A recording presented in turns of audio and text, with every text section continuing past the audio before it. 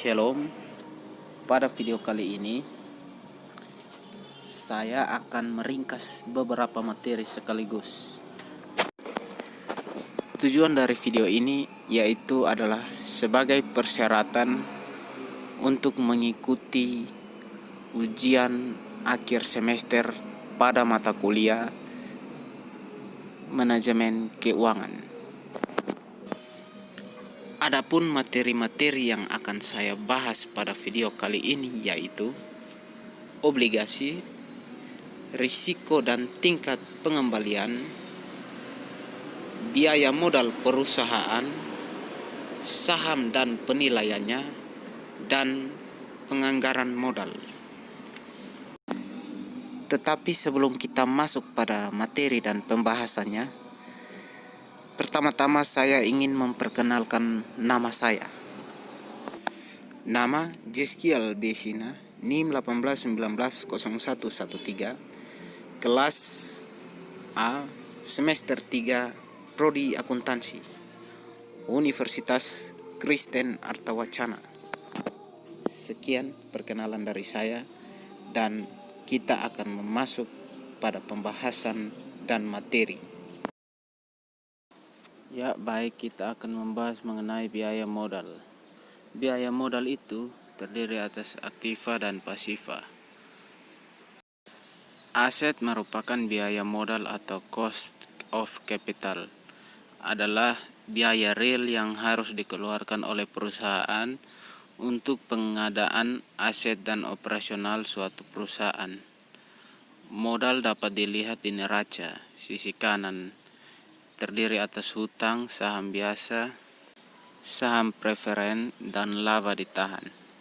Penentuan besarannya biaya modal ini dimaksudkan untuk mengetahui berapa besar biaya real yang harus dikeluarkan perusahaan untuk memperoleh dana yang diperlukan. Pentingnya biaya modal yaitu yang pertama, maksimalisasi nilai perusahaan mengharuskan biaya, termaksud biaya modal, diminimumkan.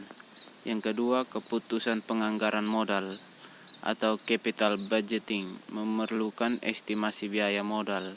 Yang ketiga, keputusan penting lain seperti leasing dan modal kerja juga memerlukan estimasi biaya modal.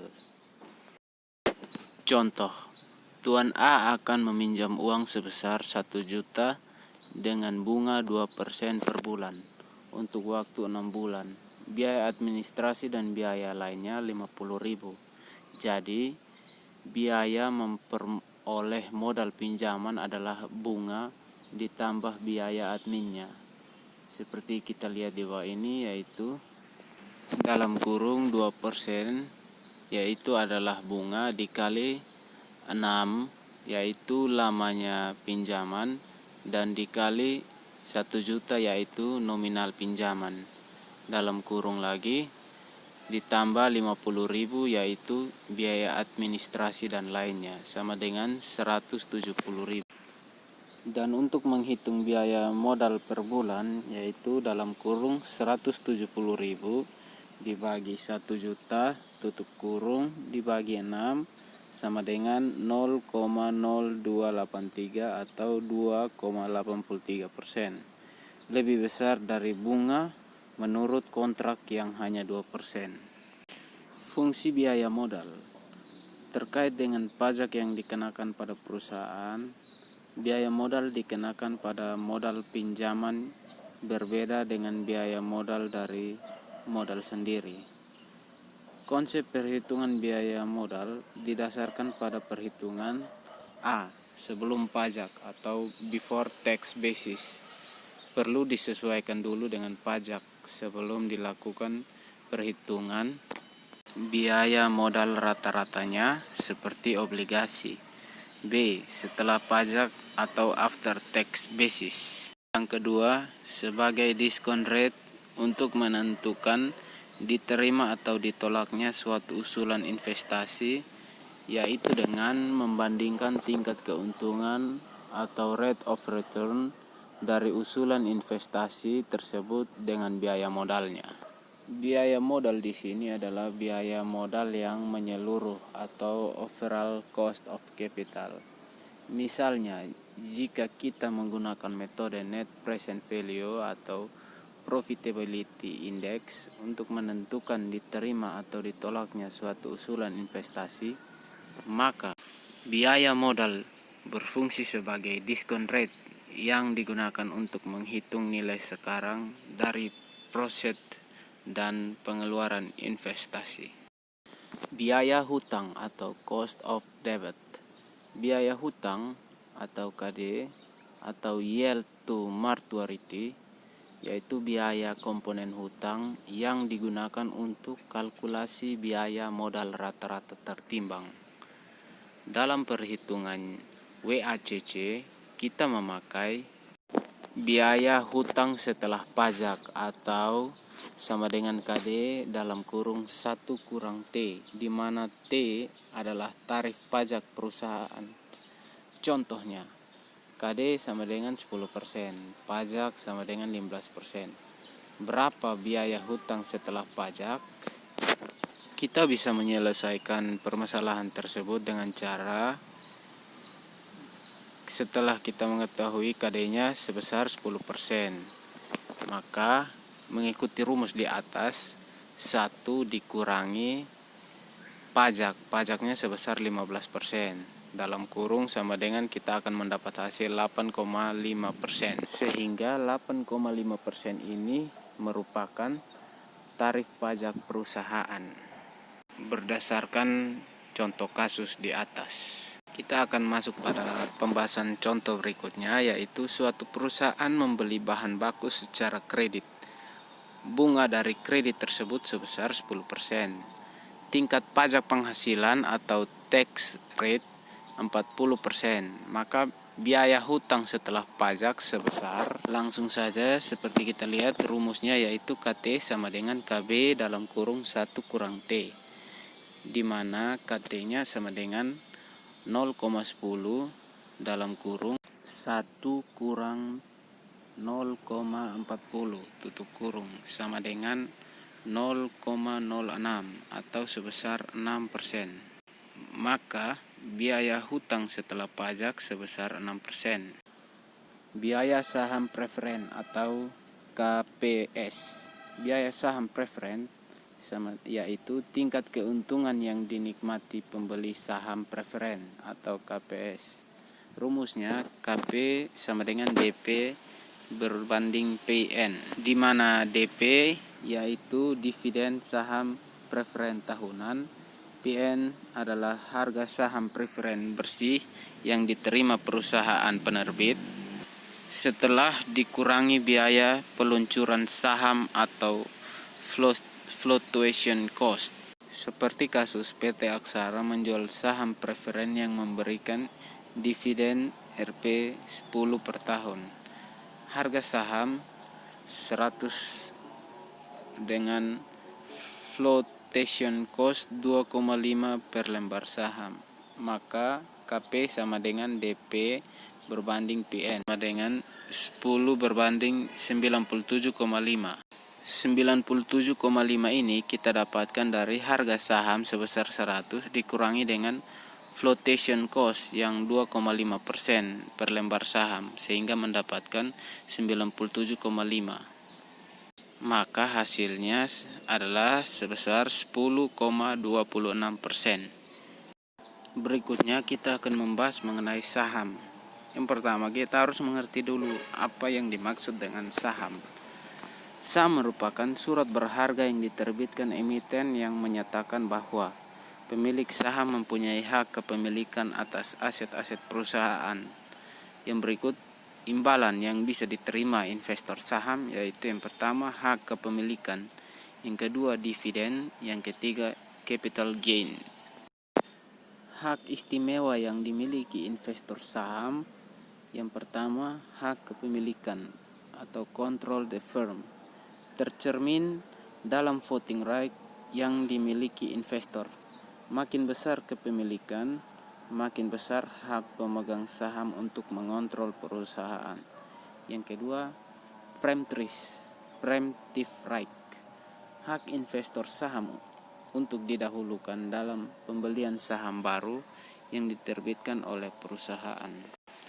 Karakteristik saham preferen. Yang pertama, memiliki hak lebih dahulu memperoleh dividen dan pembayaran dividen dalam jumlah tetap yang lebih tinggi daripada dividen saham biasa. Yang berikut, memiliki hak pembayaran maksimum sebesar nominal sahamnya setelah pembayaran kepada kreditor dalam hal likuiditas. Yang berikut, memiliki hak utama di atas pemegang saham biasa dalam hal likuidasi. Tujuan penilaian saham. Tujuan penilaian saham yaitu saham merupakan aset finansial yang dapat dijadikan investasi. Maka penilaian saham dilakukan untuk menentukan apakah saham yang dibeli atau dijual akan memberikan tingkat return yang sesuai dengan return yang diharapkan. Berikut, nilai saham dibedakan menjadi yang pertama nilai buku, yang kedua nilai pasar, dan yang ketiga nilai intrinsik. Yang pertama kita akan membahas tentang nilai buku atau book value. Nilai buku per lembar saham adalah nilai aktiva bersih atau net assets yang dimiliki pemilik dengan memiliki satu lembar saham. Yang berikut dilihat dari laporan keuangan perusahaan yang bersangkutan. Rumusnya yaitu nilai buku sama dengan total ekuitas berbanding jumlah saham biasa yang beredar. Berikutnya nilai pasar atau market value, yaitu harga saham di bursa saham pada saat tertentu. Berikutnya ditentukan oleh permintaan dan penawaran saham yang bersangkutan di pasar bursa. Nilai intrinsik. Intrinsic value atau fundamental value, yaitu nilai sebenarnya atau seharusnya dari suatu saham. Calon investor menghitung nilai intrinsik saham untuk memutuskan strategi investasinya. Jika nilai pasar lebih besar nilai intrinsik, maka overvalued sama dengan jual. Jika nilai pasar lebih kecil nilai intrinsik, maka undervalued sama dengan beli. Menentukan nilai intrinsik. Yang pertama, analisis fundamental, yaitu menghitung nilai intrinsik menggunakan data keuangan perusahaan. Yang kedua, analisis teknikal, yaitu menghitung nilai intrinsik dari data perdagangan saham atau harga dan volume penjualan yang telah lalu. Analisis teknikal, yaitu terdapat pola pergerakan harga saham yang diyakinkan akan berulang. Menggunakan grafik chart untuk menemukan pola pergerakan harga saham. Support level, yaitu tingkat kisaran harga pada saat analisis mengharapkan akan terjadi peningkatan yang signifikan atas permintaan saham di pasar. Atau lower boundary sama dengan batas bawah. Berikut resistance level, yaitu tingkat kisaran harga pada saat analisis berharap terjadi peningkatan yang signifikan atas penawaran saham di pasar. Atau upper boundary sama dengan batas bawah. Masuk pada contoh kasus. Sebuah perusahaan terbuka selama ini membagikan dividen yang jumlahnya bervariasi. Perusahaan memperkirakan kenaikan pendapatan sebesar 20% per tahun selama 2 tahun mendatang. Tetapi setelah itu pendapatan akan menurun menjadi 5% per tahun sampai waktu tak terhingga. Pemilik perusahaan menginginkan return sebesar 18%. Dividen terakhir yang dibagikan adalah 200 per lembar. Berapa harga saham perusahaan tersebut sekarang? Ya, kita akan masuk pada penyelesaiannya. Yang pertama, D1 sama dengan DO dalam kurung 1 tambah 0,20 tutup kurung sama dengan 200 dalam kurung 1,20 sama dengan 240. D2 sama dengan DO dalam kurung 1 tambah 0,20 kuadrat sama dengan 200 dalam kurung 1,44 sama dengan 288. PV atau present value dalam kurung D1 D2 sama dengan 240 berbanding 1 tambah 0,18 tambah 288 bagi dalam kurung 1 tambah 0,18 kuadrat sama dengan 203,39 tambah 206,84 sama dengan 410,23. P2 sama dengan D3 per KS kurang G sama dengan D2 dalam kurung 1 tambah 0,05 tutup kurung bagi 0,18 kurang 0,5 sama dengan 302,40 bagi 0,18 kurang 0,05 sama dengan 2,326. Berikut PVP kuadrat sama dengan 2,326 bagi dalam kurung 1 tambah 0,18 kuadrat dalam kurung sama dengan 1,670,5. PO sama dengan 410,23 tambah 1,670,5 sama dengan 2,080,73. Contoh kasus yang berikut. Perusahaan Yahoo selama ini membagikan dividen yang jumlahnya berbeda sesuai dengan pertumbuhan perusahaan. Perusahaan memperkirakan kenaikan pendapatan sebesar 30% per tahun selama 3 tahun mendatang. Tetapi setelah itu pendapatan akan menurun menjadi 10% per tahun untuk selamanya. Pemilik perusahaan menginginkan return sebesar 16%. Dividen terakhir yang dibagikan adalah 1,82% per lembar. Berapakah harga saham perusahaan tersebut sekarang? Ya, baik, kita akan masuk pada penyelesaiannya. DO sama dengan 1,82. D1 sama dengan DO dalam kurung 1 tambah 0,30 tutup kurung sama dengan 1,82 tutup kurung 1,30 tutup kurung sama dengan 2,366. D2 sama dengan 1,82 tutup kurung 1 tambah 0,30 kuadrat sama dengan 3,70. D3 sama dengan 1,82 dalam kurung 1 tambah 0,30 pangkat 3 sama dengan 3,999. D4 sama dengan 3,999 tutup kurung 1 tambah 0,10 sama dengan 4,399. PV dalam kurung D1, D2, dan D3 tutup kurung sama dengan 22,36 bagi dalam kurung 1 tambah 0,16 tutup kurung tambah 3,0,70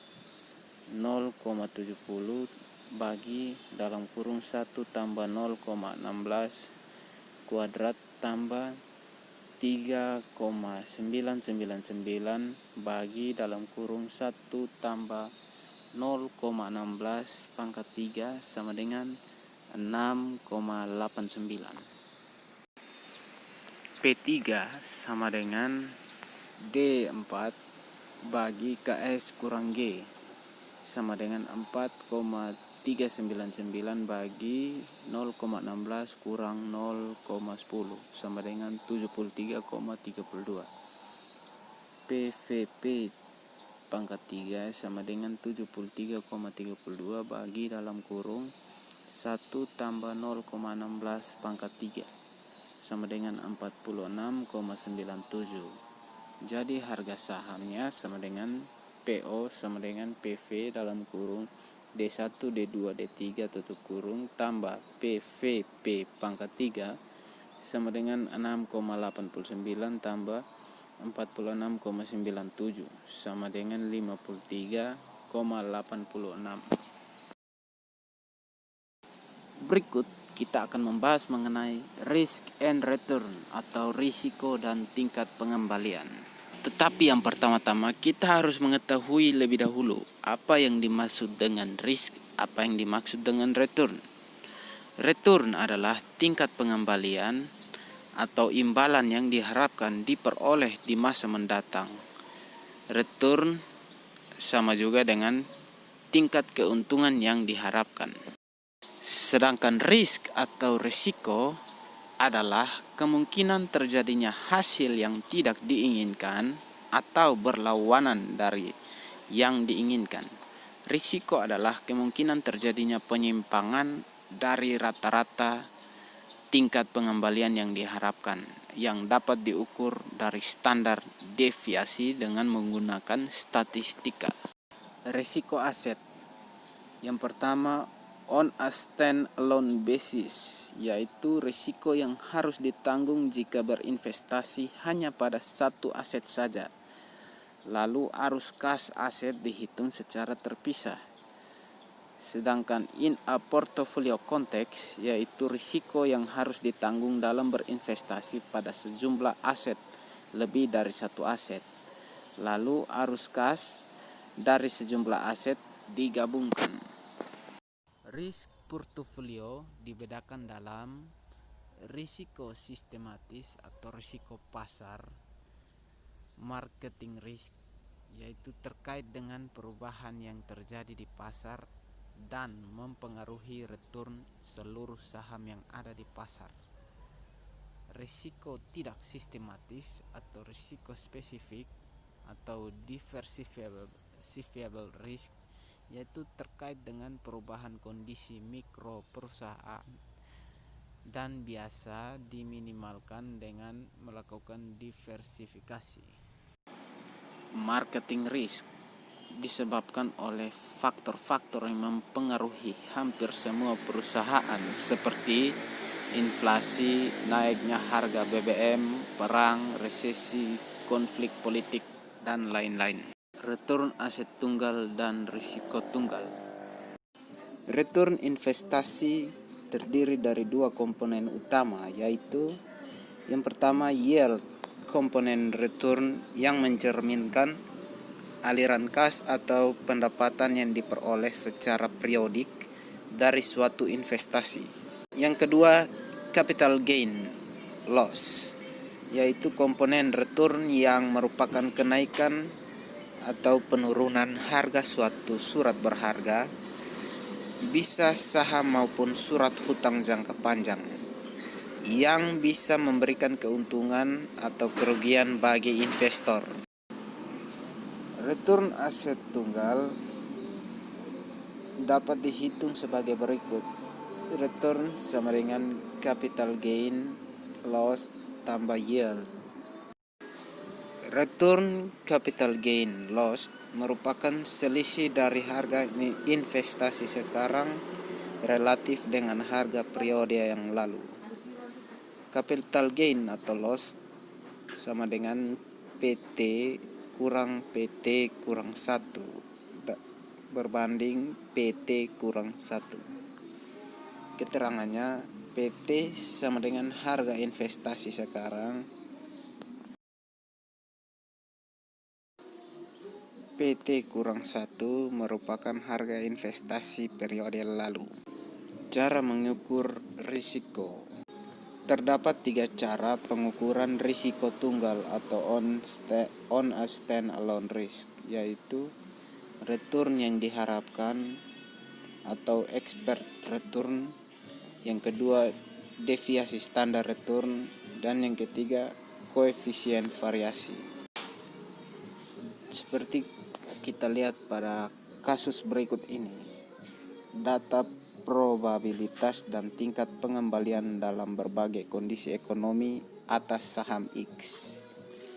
Yang pertama, kondisi ekonomi kita lihat pada tahun dan peringkat-peringkatnya.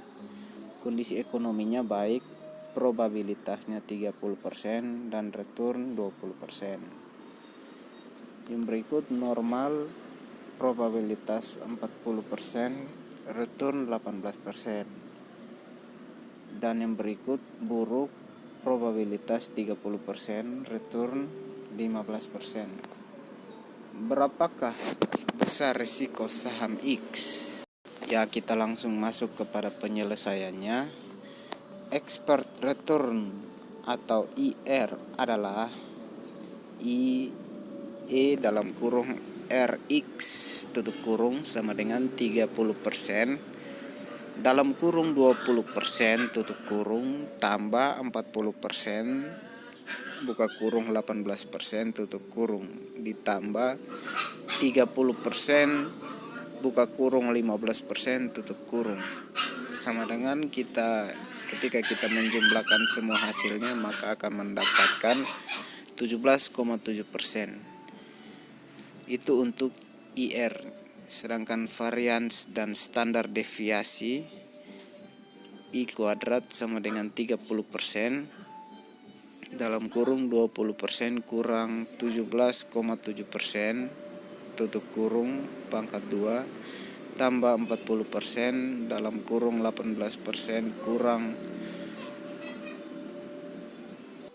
sama dengan 0,0001587 tambah 0,0000036 tambah 0,0002187 sama dengan 0,0000381 sama dengan 0,019519 sama dengan 1,952%. Yang berikutnya kita akan membahas materi mengenai penganggaran modal. Penganggaran modal dikatakan sebagai suatu konsep investasi sebab penganggaran modal melibatkan suatu pengikatan penanaman dana di masa sekarang dengan harapan memperoleh keuntungan yang dikehendaki di masa mendatang. Investasi membutuhkan dana yang relatif besar dan keterikatan dana tersebut dalam jangka waktu yang relatif panjang serta mengundang risiko. Modal kapital menunjukkan aktivitas tetap yang digunakan untuk produksi adalah anggaran atau budget, yaitu sebuah rencana rinci yang memproyeksikan aliran kas masuk dan aliran kas keluar selama beberapa periode pada saat yang akan datang. Capital budget adalah garis besar rencana pengeluaran aktiva tetap.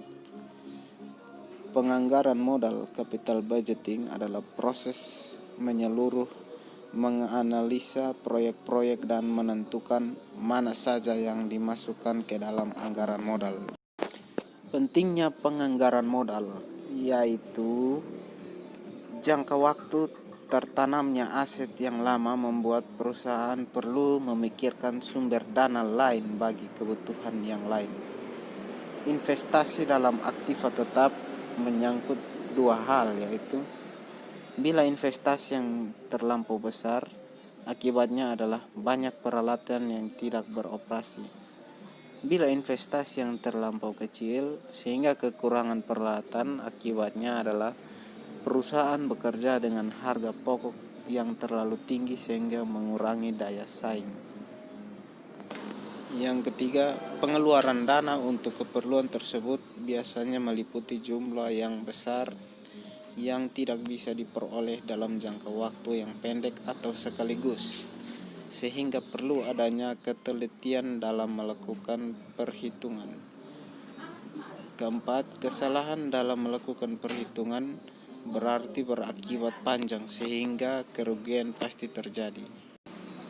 Dalam penganggaran modal atau analisis usulan investasi Ada beberapa langkah yang dilakukan, yaitu menaksir aliran kas dari investasi tersebut, menghitung biaya modal rata-rata tertimbang, mengevaluasi investasi tersebut dengan kriteria investasi seperti payback period, NPV, PI, dan IRR.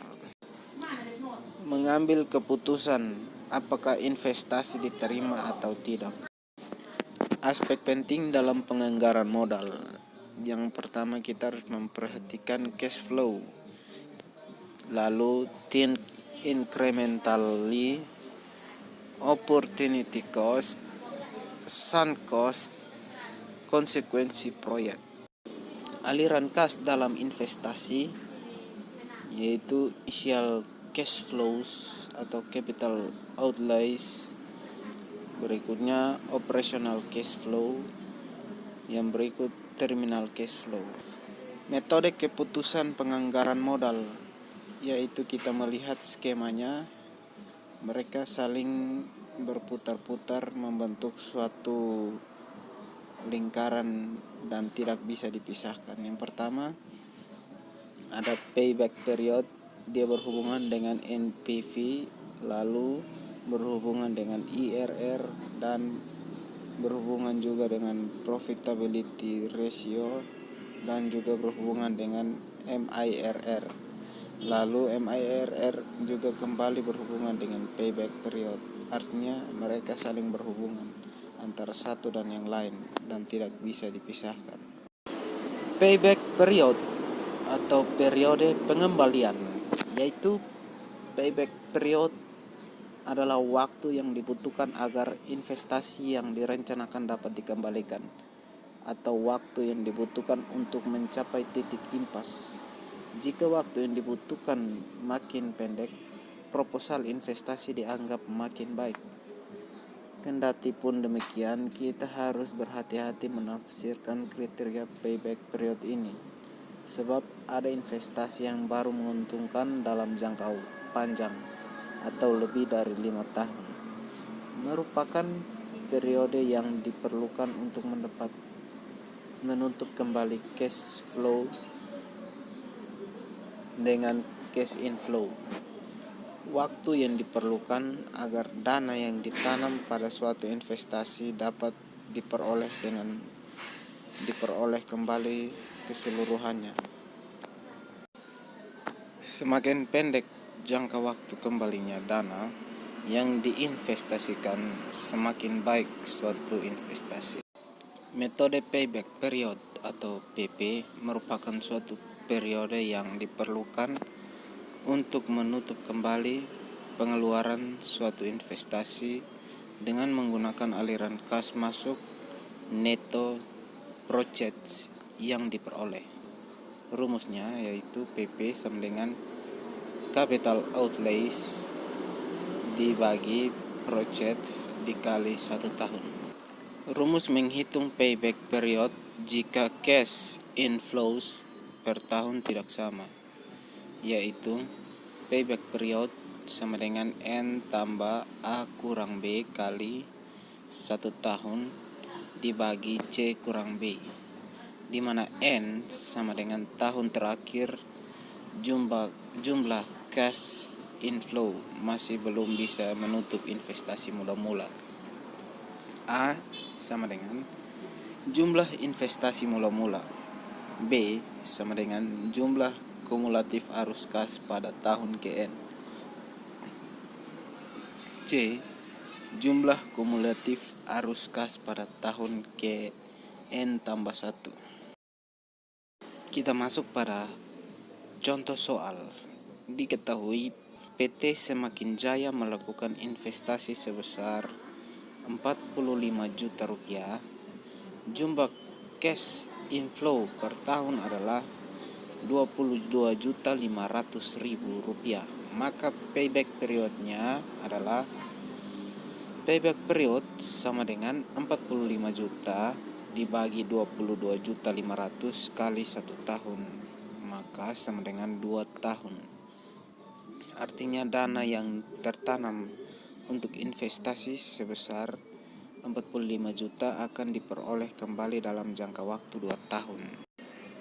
Contoh kasus 2 yaitu PT Jaya Mandiri melakukan investasi sebesar 100.000 US dollar pada aset tetap dengan cash inflow-nya adalah sebagai berikut.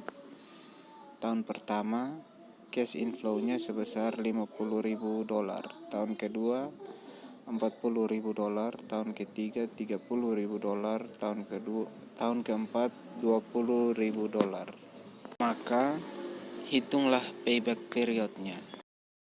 Kita langsung saja menghitung. Payback periodnya sama dengan 2 tahun tambah 10.000 kali 12 bulan dibagi 30.000. Maka payback periodnya adalah 2 tahun 4 bulan. Kelebihan dan kelemahan payback period. Kita mulai dari kelemahannya, yaitu mengabaikan nilai waktu dari uang. Yang kedua, mengabaikan aliran kas yang muncul pasca payback period. Sedangkan kelebihannya memberikan suatu indikasi atas risiko dan likuiditas proyek. Yang berikut mudah dihitung dan dipahami. Yang berikutnya kita akan membahas mengenai obligasi. Obligasi itu adalah surat kontrak utang atau yang menyatakan bahwa penerbit atau emiten yang berperan sebagai borrower atau peminjam bersedia membayarkan sejumlah bunga, interest, dan pelunasan prinsipal kepada investor obligasi. Beberapa emiten yang menerbitkan obligasi antaranya pemerintah pusat, perusahaan, pemerintah daerah, dan perusahaan atau pemerintah asing. 3 tipe obligasi. Yang pertama ada premium bonds, yaitu obligasi dengan harga lebih tinggi daripada nilai nominalnya, dikatakan dijual pada harga premi. Yield to maturity dari premium bonds adalah lebih kecil daripada tingkat kuponnya. Yang kedua, discount bonds. Obligasi dengan harga lebih rendah daripada nilai nominalnya dikatakan dijual pada harga diskon. Yield to maturity dari discount bonds adalah lebih besar daripada tingkat kuponnya. Yang ketiga, par bonds. Obligasi dengan harga sama dengan nilai nominalnya dikatakan dijual pada harga par. Yang berikutnya ada harga obligasi. Dengan membandingkan antara tingkat bunga yang disyaratkan dan tingkat kupon, harga obligasi dapat dikelompokkan menjadi 3 tipe. A. Jika tingkat bunga yang disyaratkan sama dengan tingkat kupon, harga obligasi akan sama dengan nilai parnya atau obligasi dijual sebesar nilai par. B. Jika tingkat bunga yang disyaratkan lebih tinggi daripada tingkat kupon, harga obligasi akan lebih rendah dari nilai pasarnya atau obligasi dijual dengan diskon. Dan C. Jika tingkat bunga yang disyaratkan lebih rendah daripada tingkat kupon. Kita masuk pada penyelesaiannya. P sama dengan 2N sigma T sama dengan 1. CI per 2 dibagi dalam kurung 1 tambah R per 2 dalam kurung T tambah P besar P kecil dibagi 1 tambah R per 2 dalam kurung 2 pangkat N. P sama dengan 40 sigma T sama dengan 1 sama dengan 160 per 2 dibagi dalam kurung 1 tambah 0,16 per 2 dalam kurung T tambah 1000 bagi dalam kurung 1 tambah 0,16 per 2 dalam kurung 4 per pangkat 40. Sehingga kita akan mendapatkan hasil sama dengan Rp954 ditambah Rp46 sama dengan 1.000, sama dengan nilai par. Contoh lanjutan. Dengan menggunakan tabel A1 dan A2 terlampir dalam buku, nilai obligasi XYZ juga dapat dihitung dengan perincian sebagai berikut. Nilai sekarang dari penerimaan bunga sama dengan 80 kali 11,925 sama dengan 954. Nilai sekarang dari pelunasan nilai par adalah 1000 kali 0,046 sama dengan 46. Total nilai obligasi XYZ sama dengan 1000. Contoh yang kedua. Misalnya, dengan menggunakan contoh 1, tetapi tingkat bunga pasar turun menjadi 10%, maka perhitungan harga obligasi adalah sebagai berikut.